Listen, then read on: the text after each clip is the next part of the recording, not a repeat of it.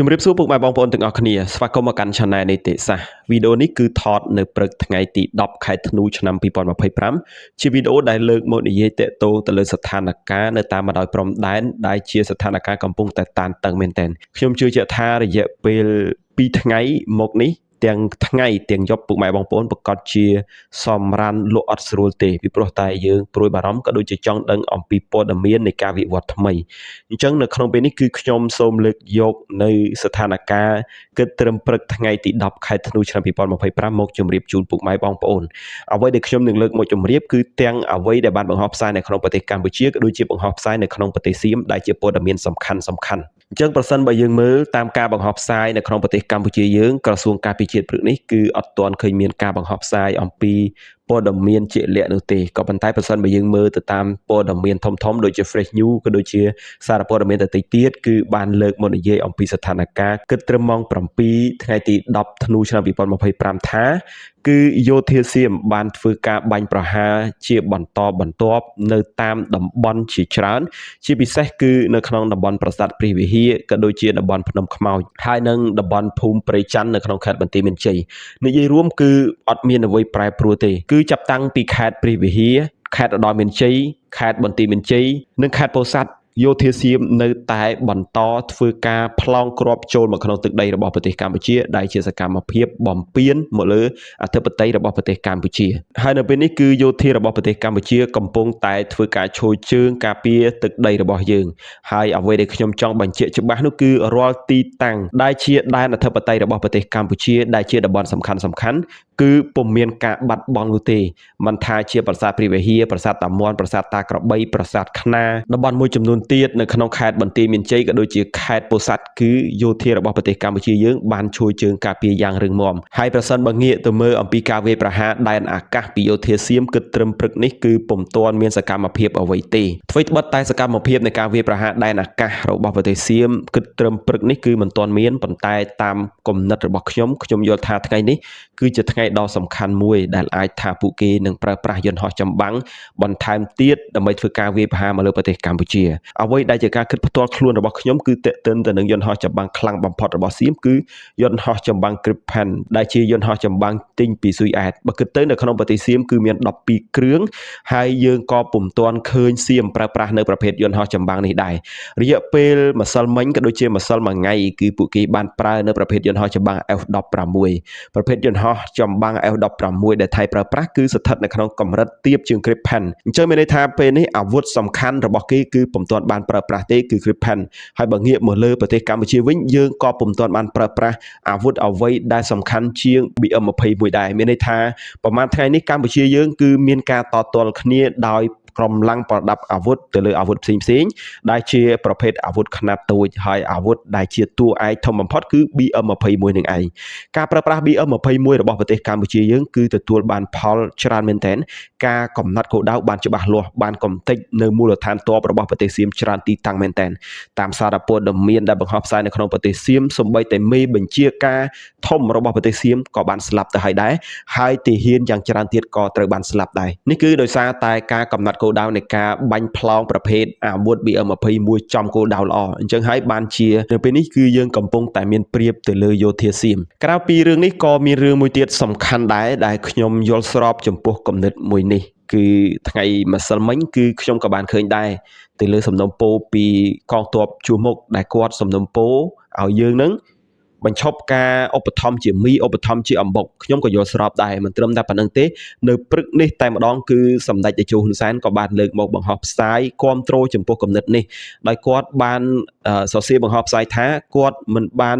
កំណត់ឲ្យមានការបញ្ឈប់ឧបត្ថម្ភមីទេមីគឺនៅតែឧបត្ថម្ភដដែលក៏ប៉ុន្តែយើងបន្ថែមជាអំបុកគឺគោលដៅនៅពេលនេះគឺយើងគួរតែឧបត្ថម្ភអំបុកទៅឲ្យកងទ័ពជួរមុខហើយគាត់បានលើកមកនិយាយថាពេលនេះគឺជារដូវច្រូតកាត់ផងដែរអញ្ចឹងមាន មានស្រូវថ្មីច្រើនអញ្ចឹងពួកយើងរួមគ្នានៅក្នុងការដាល់អំបុកឲ្យបានច្រើនដើម្បីឧបត្ថម្ភទៅដល់កងទ័ពជួរមុខតេតិនទៅនឹងអំបុកជាមួយនឹងមីសំបីតែខ្ញុំផ្ទាល់ខ្ញុំក៏ចូលចិត្តហូបអំបុកដែរពីព្រោះតែហូបអំបុកទៅវាឆ្អែតបានយូរមានកម្លាំងស្រួលទុកដាក់ទៀតហើយប្រសិនបើគិតពីការប៉ះពាល់ដល់សុខភាពខ្ញុំគិតថាអំបុកគឺមិនប៉ះពាល់សុខភាពទេ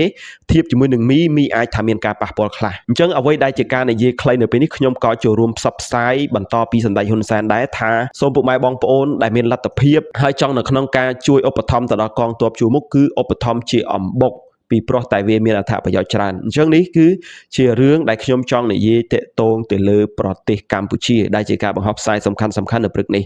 បើសិនបើយើងងាកទៅមើលពីខាងថៃវិញក៏មិនណយដែរពុកម៉ែបងប្អូនព្រឹកនេះគឺមានព័ត៌មានសំខាន់ច្រើនខ្ញុំសូមលើកយកប្រហែលជា3ករណីដែលជាការបង្ហោះផ្សាយនៅក្នុងប្រទេសសៀមទី1គឺការបន្តវាយលុករបស់ពួកគេតាមកងទ័ពជើងអាកាសទី2គឺតាក់ទងទៅលើការបង្ហោះផ្សាយនៅក្នុងប្រទេសសៀម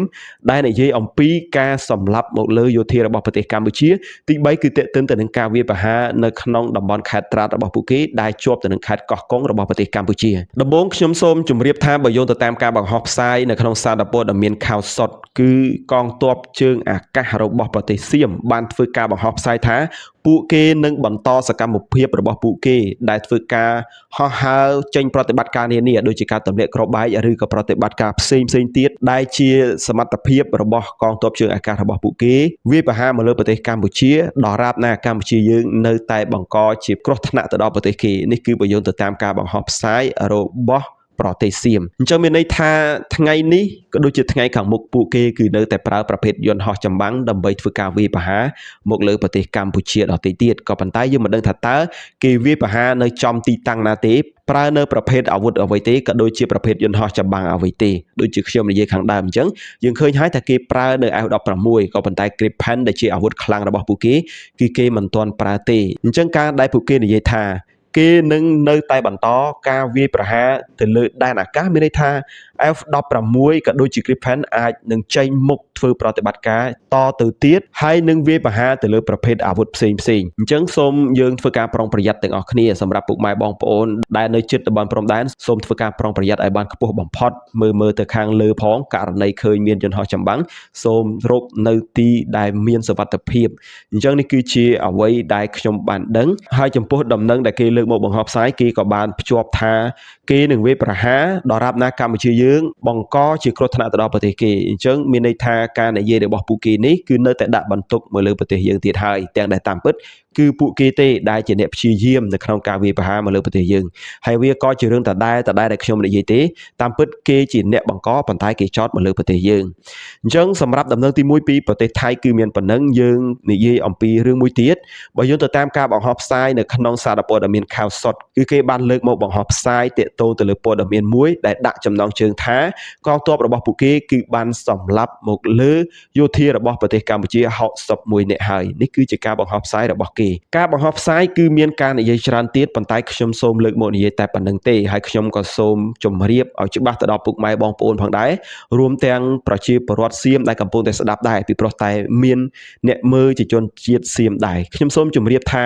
តេតងទៅលើករណីដែលមានយោធាស្លាប់ដោយសារតែទាហានសៀមសម្លាប់រហូតដល់61នាក់វាគឺជាព័ត៌មានមួយមិនមែនជាការពិតនោះទេពីព្រោះតែមកដល់ពេលនេះគឺខាងប្រទេសកម្ពុជាអត់ទាន់មានការបង្ហោះផ្សាយទេដូចនេះគឺអាចចាត់ទុកថាវាមិនមែនជាព័ត៌មានផ្លូវការអ្វីដែលយើងអាចគិតងាយយល់នោះគឺរឿងដែលតាក់ទងទៅលើយោធាប្រទេសកម្ពុជាមានតែកម្ពុជាទេដែលដឹងច្បាស់សម្រាប់ប្រទេសសៀមមិនមែនជាអ្នកកាន់កាប់ទៅលើយោធារបស់ប្រទេសកម្ពុជាគឺមិនដឹងច្បាស់នោះទេអញ្ចឹងរឿងប៉ុណ្ណឹងគឺយើងយល់ហើយថាអ្នកដែលនៅខាងក្នុងគឺដឹងច្បាស់ជាងអ្នកដែលនៅខាងក្រៅកម្ពុជាគឺជាអ្នកនៅខាងក្នុងសៀមគឺជាអ្នកនៅខាងក្រៅអញ្ចឹងព័ត៌មានដែលបង្ហោះនៅក្នុងប្រទេសសៀមដែលតាក់ទងទៅលើយោធារបស់ប្រទេសកម្ពុជាគឺជារឿងមួយដែលមិនមែនជាព័ត៌មានផ្លូវការក៏ដូចជាមិនច្បាស់លាស់នោះទេគឺគ្រាន់តែជាព័ត៌មានដែលគេបង្ហោះឡើងដែលគេហៅថាវ័យប្រហារទៅលើចិត្តសាស្ត្រពីព្រោះតែកាលណាគេលើកមកនិយាយថាគេបានសម្លាប់មកលើយោធាយើងច្រើនវាធ្វើឲ្យកម្ពុជាយើងបាក់ទឹកចិត្តហើយទាហានរបស់ពួកគេមានកម្លាំងចិត្តអញ្ចឹងសម្រាប់ប្រជាពលរដ្ឋកម្ពុជាដែលបានឃើញដំណឹងនឹងដែរឬក៏បានស្ដាប់ខ្ញុំនិយាយនឹងគឺសូមកំណត់ ឲ្យខ្លីថា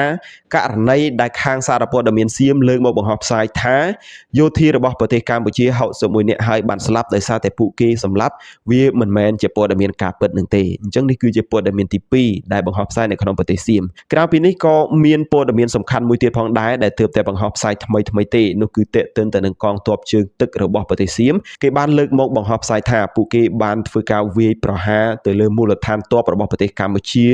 នៅត្រង់តំបន់ជាប់ទៅនឹងខេត្តត្រាតរបស់ពួកគេហើយបានបំផ្លិចបំផ្លាញនៅមូលដ្ឋានទ័ព 80% ហើយពេលនេះគឺកំពុងតែមានការប្រយុទ្ធតតាំងគ្នាខ្ញុំមិនដឹងថាតើព័ត៌មាននេះគឺវាជាការពិតដែរទេដែលថាពួកគេបានធ្វើការបាញ់ប្រហារមកលើមូលដ្ឋានទ័ពរបស់ប្រទេសកម្ពុជាខូចខាត 80% ហើយពួកគេកំពុងតែកំទេចបានសម្រេចបែបនេះយើងគឺមិនទាន់ជឿនោះទេពីព្រោះតែនៅក្នុងប្រទេសកម្ពុជាក៏